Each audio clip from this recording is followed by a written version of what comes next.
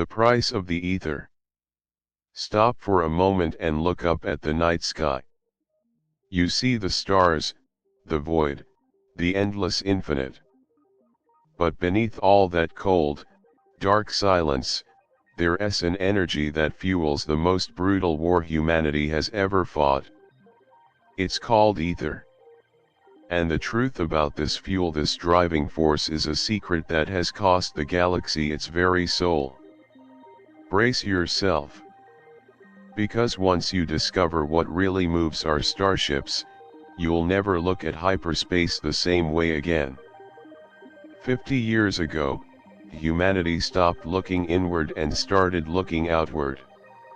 Not out of pure curiosity, but out of desperate necessity. And we found exactly what we were looking for. Not new worlds to colonize, but pure, unadulterated power. They call it the Kepler Mist War. History books document it as a conflict that swallows entire star systems, relentlessly driven by a single, precious substance, ether. For the Unified Defense Fleet UDF and for our sworn enemies, the relentless Grolak, ether is everything. It's the juice that lets a battle cruiser jump 100 light-years in a blink. It's the energy feeding the plasma cannons. It is, quite literally, the engine of the known universe. But, as with every great war, there is a cost no one is willing to look at. Our protagonist is a man named Kaelan Rourke. On the edges of the battlefield, he was known only as Deadweight. A grim nickname he earned, not for killing many, but for being the one guy who always crawled out of fights where everyone else was vaporized. Kaelan is no hero. He's not an ideological soldier. He's a hauler. A cargo pilot, a mercenary of the hyperspace lanes, someone who transports ether from the desolate mining zones to the UDF's front lines.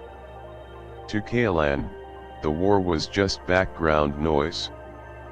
He flew the routes, he made the drop, he got his credits, and he drank until the next run. He didn't ask questions. And in the black void of space combat, not asking questions is the easiest way to stay breathing. He was the dirtiest, most forgettable link in the supply chain, yet the most essential. Without Kaelan and others like him, the fleet would stall, sitting ducks waiting to be decimated. He was physically present in the war, but emotionally, he was a million miles away. He lived by one ironclad rule: never look at the cargo. The ether came in massive, cryogenic tanks, packaged under crushing pressure and kept at temperatures that would freeze time itself. It was a glowing, blue fluorescent substance. It pulsed. And somehow, it always felt alive. But Kaelan ruthlessly ignored that feeling. He had a contract: pick up the ether at Outpost Chill Point 4, a mining hellhole on the Mist's edge, and haul it to Titan Base, the logistical spine of the UDF. On his most recent run, that rule was violently shattered. And Kaelan's universe, which was already gray and empty, finally cracked open. The day started like any other, the muffled roar of his auxiliary thrusters, the vagabond, filling the lonely silence of deep space. He was heading back from Chill Point 4, his ship bloated with ether, the tanks vibrating gently in the cargo bay. Kaelan was on autopilot, sipping some terrible-tasting synthetic coffee, when the unexpected, or perhaps the inevitable, happened. It wasn't a Grolak ambush. It wasn't a stray missile. It was space itself. An unstable, uncharted wormhole flickered open right in front of the vagabond. In a single, sickening moment, his ship was swallowed and violently spat out into a sector that didn't exist on any navigation chart the UDF possessed. The shock was devastating. Alarms screamed, and the navigation screen became a kaleidoscope of error codes. The worst of it, however, wasn't the unscheduled jump. The worst was what had happened in the cargo bay. The pressure differential from the jump tore a massive gash in one of the primary cryogenic tanks.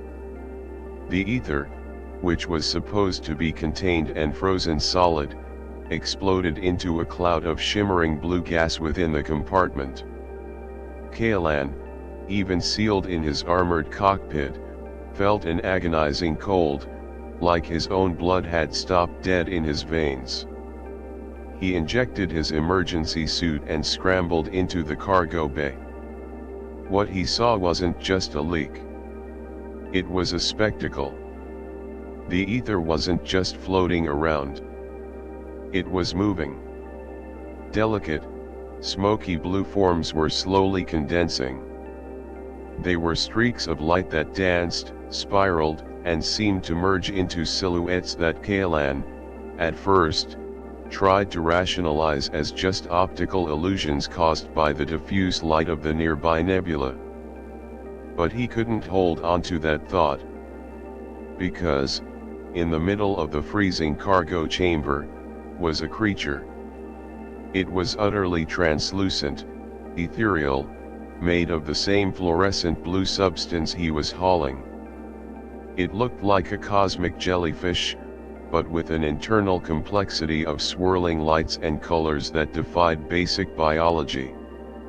It had no obvious eyes, no mouth, but Kaelan knew, with a certainty that chilled him to the bone, that he was being seen. And then, the being writhed, a visible wave of pain rippled through its gaseous form, and it screamed. Not with sound, but with something far worse, with thought. The thought that pierced Kaelan's mind was, "Here. This is our pain." Do you see? The voice wasn't in Kaelan's head, it was in his soul. It was an overwhelming detonation of pure emotion, primordial fear, cosmic sorrow, and the crushing sensation of a billion lives being simultaneously drained. Kaelan fell to his knees. The lack of oxygen in his suit wasn't what failed him, it was his mind's capacity to process what he was witnessing. This was the truth. The ether, the fuel that drove the war and hyperspace travel, was not a mineral. It was not a gas. It was life. It was the essential nature of a sentient species, the Aeri, and the UDF, along with the Grolak, were waging war over the literal lifeblood of a peaceful, unknown people. The blue creature dissolved, shrinking back into the ether cloud, and silence returned. Kaelan was left alone, kneeling on the cold floor of the cargo bay, choking on the stench of ozone and the realization of a profound lie.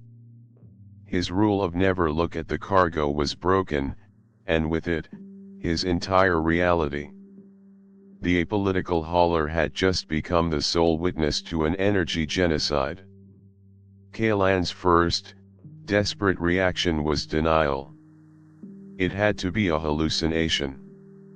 A side effect of exposure to toxic cryogenic gas.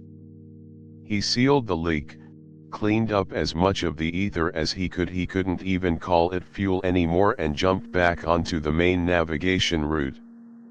The mission was still active. Deliver the cargo. Get paid. Forget everything.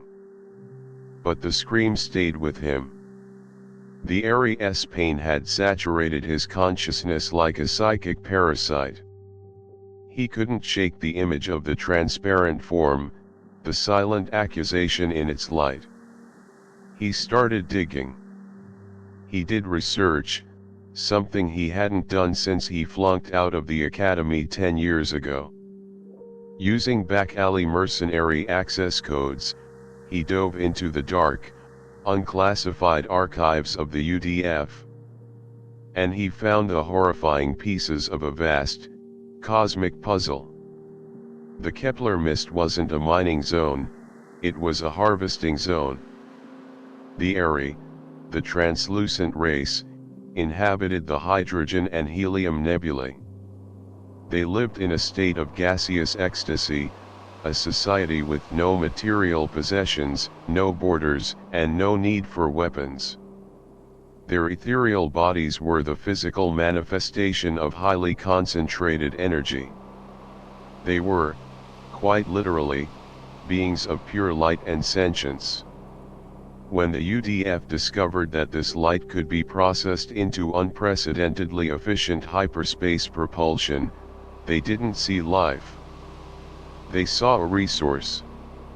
The reports Kaelan pulled up were sickening. The UDF miners, and the Grolak in their own partitioned sectors, used a horrific process they clinically called the soul vacuum. They would inject a chemical stabilizer into the Aeri nebulae, which coagulated the beings. Then, the congealed bodies were drained of their essential energetic core, the ether, and the leftover residue was simply jettisoned. The report described the harvest as a clean, residue-free organic process. Because, to the UDF, they weren't organic. They weren't life. They were simply ether. Kaelan saw what the UDF didn't want anyone to see. What everyone in the fleet willingly ignored. Humanity's prosperity, its military superiority, was built on the back of daily, industrial-scale genocide. And he was a part of it. He was the delivery driver. His contract led him straight to Titan Base, the military-industrial heart of the UDF. Waiting eagerly there was General Vance Krennic, the celebrated architect of the Aether campaign. Krennic was a war hero, a man who saved humanity from the Grolak threat, and the man Kaelan suddenly hated more than any Grolak ever could. Kaelan had a choice, the only choice that mattered: deliver the cargo. Get paid, shut up, and live with the piercing scream echoing in his soul. That would be the end of him. Expose the truth. The second option was professional, and likely literal, suicide. The UDF did not permit leaks of war secrets, especially one so morally destructive. Kaelan had no hard proof, only the visceral, maddening testimony of his own mind.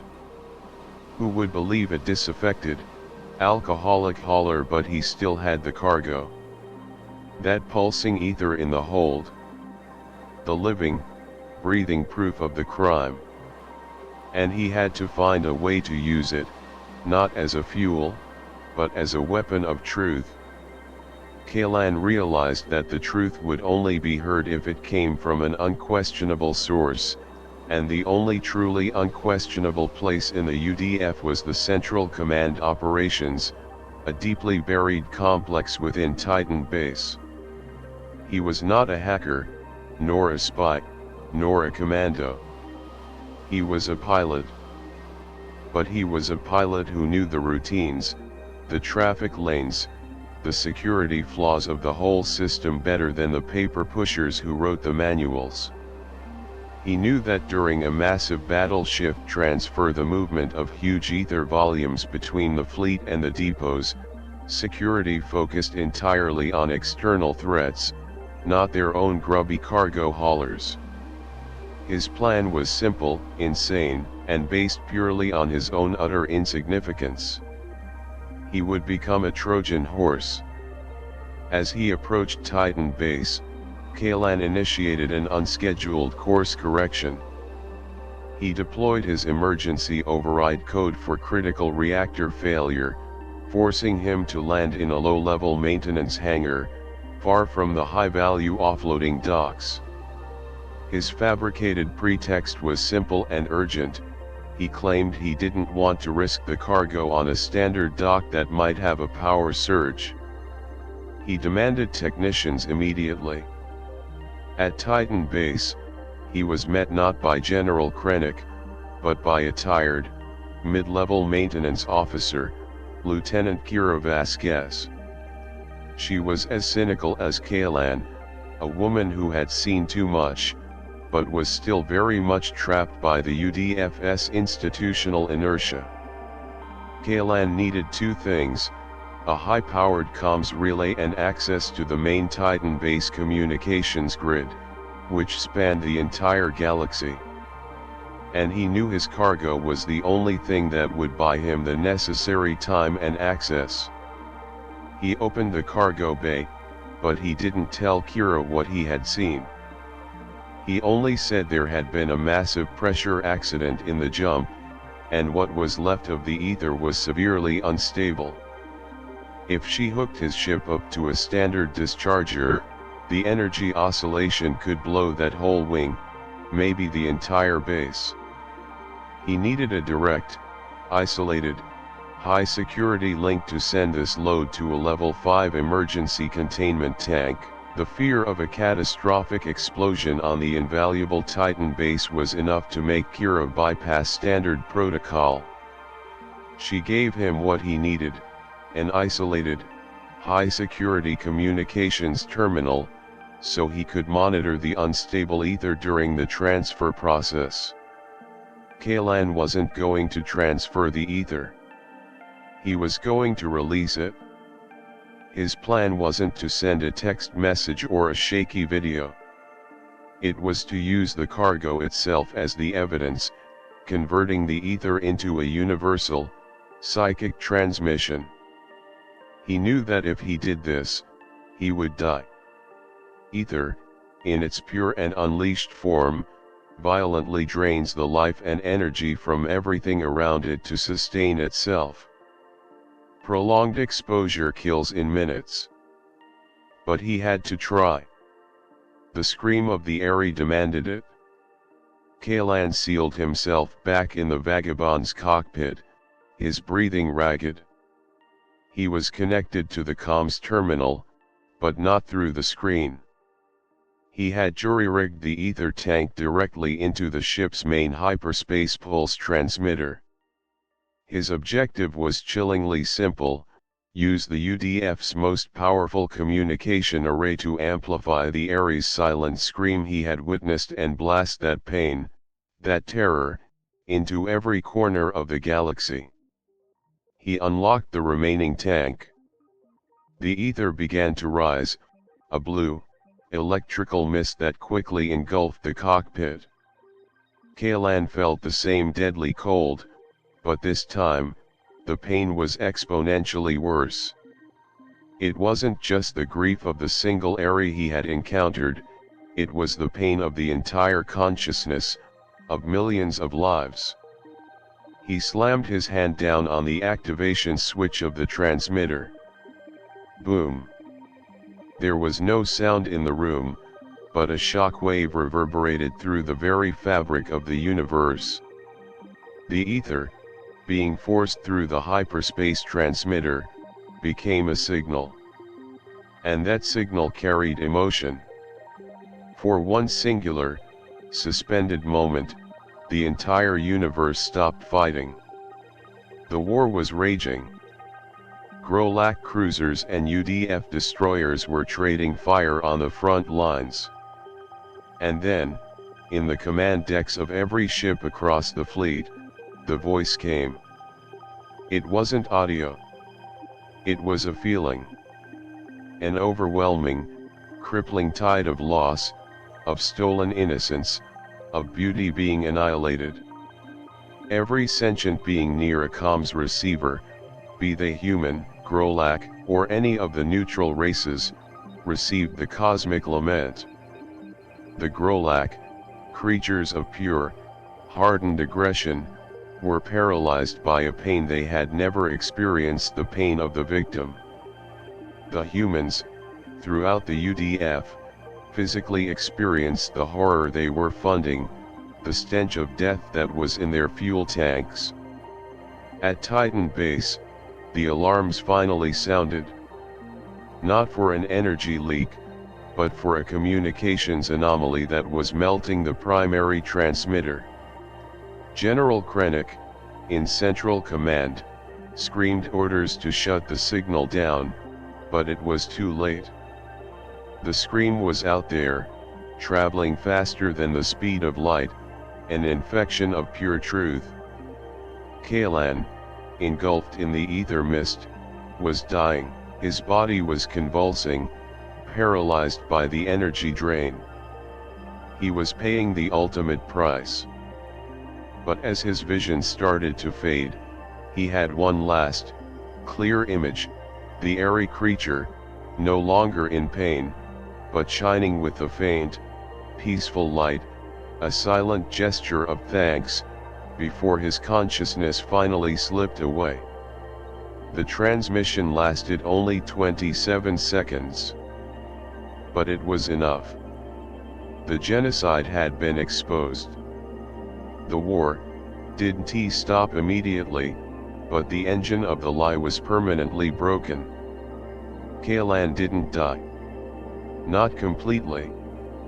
The energy drain had left him in a coma, but the residual ether in the cockpit, the very thing that should have killed him, had somehow bonded with him, keeping a flicker of his life force intact.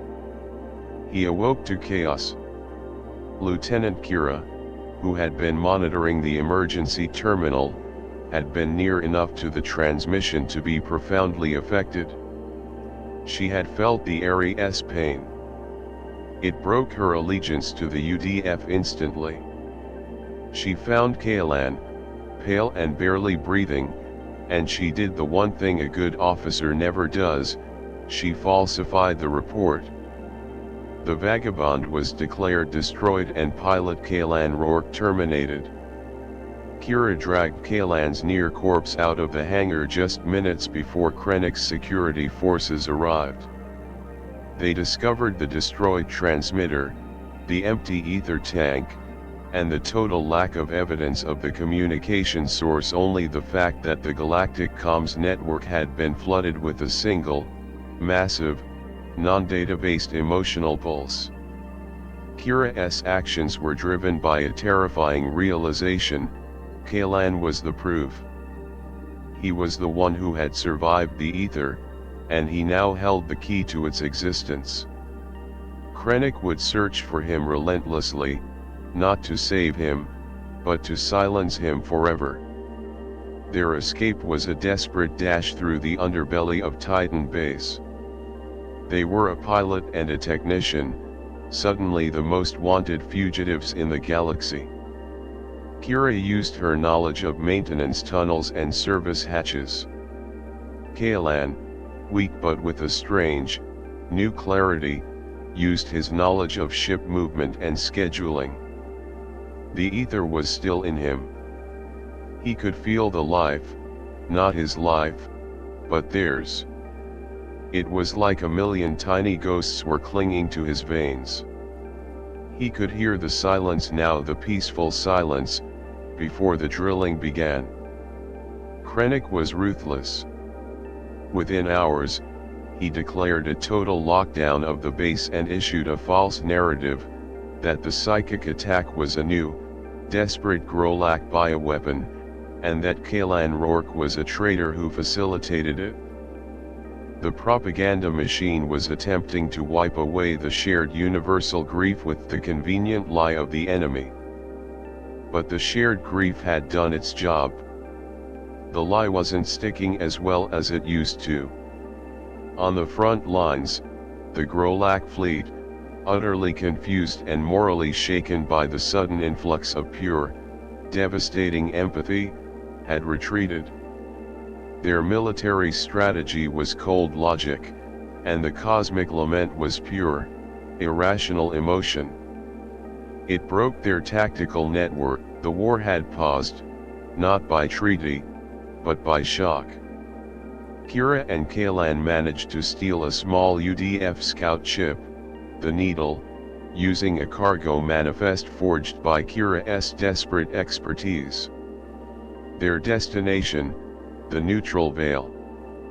A sector of independent worlds that refused to join the war, worlds where a truth, no matter how inconvenient, might find fertile ground. In the neutral veil, Kaelan was no longer just a hauler. He was a symbol. A living anomaly. The man who survived the ether. Kira and Kaelan had to find proof that wasn't psychic. They needed physical evidence of the soul vacuum process. Kaelan realized the answer lay back where he started, Chill Point 4, the mining outpost. It was the hub of the operation, the place where the Aeri were harvested. Their journey was a cat-and-mouse chase, evading UDF patrols and bounty hunters who were now looking for the traitor pilot.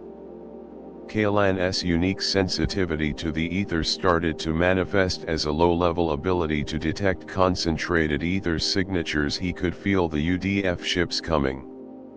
They reached Chill Point 4, a cold, isolated rock with massive industrial drills burrowing into the nearby nebula.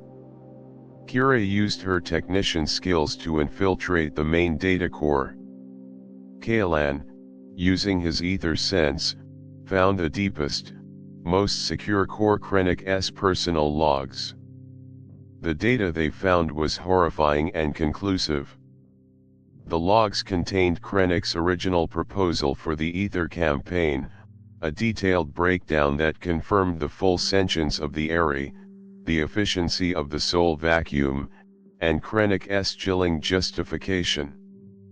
He argued that since the Aeri were non-material and non-territorial, they had no rights under the Galactic Charter, and their sacrifice was justified for the survival and military dominance of the human race. Krennic knew. He always knew. But Krennic had anticipated Kaelan's move. He wasn't relying on a clean fight. As Kaelan and Kira were transmitting the data to the Neutral Veil's independent news networks, Krennic's flagship, the Invincible, jumped into the system. The general himself, in full armored uniform, appeared on the Needle's main screen. Krennic declared Kaelan Rourke damaged property, no longer an essential piece of equipment. He stated that Rourke had disrupted the most vital supply line in human history, and offered him a swift execution if he surrendered, threatening to wipe the Neutral Veil off the map if he didn't.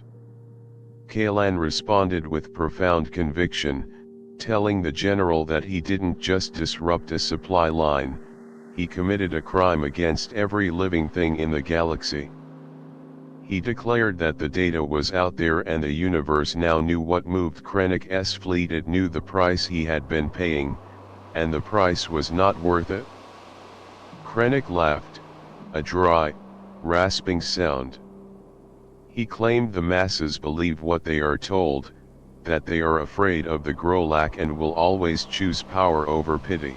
He declared he would simply deny the authenticity of the data and increase the harvest. This was the final, devastating truth. The data alone wasn't enough. Kaelan had to do something impossible. He looked at Kira. She nodded, understanding the silent communication. She was ready.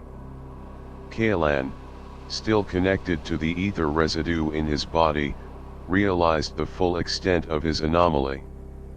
He wasn't just a survivor. He was an anchor. The Aeri, scattered throughout the mist, were trying to communicate, but they had no physical medium.